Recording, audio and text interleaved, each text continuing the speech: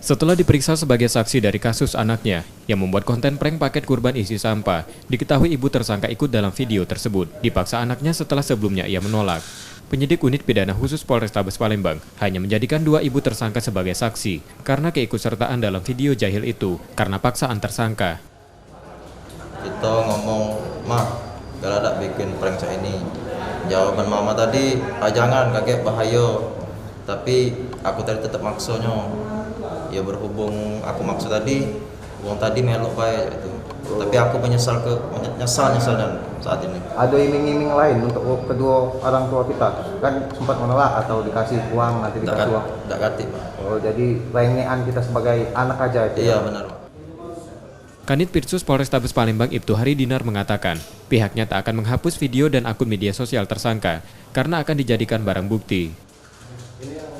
Yang sudah disita ini apakah dihapus atau seperti apa, Bang? Untuk video yang ada tidak kita memang sengaja tidak kita hapus karena sebagai barang bukti kita ketika di pengadilan nanti. Ya.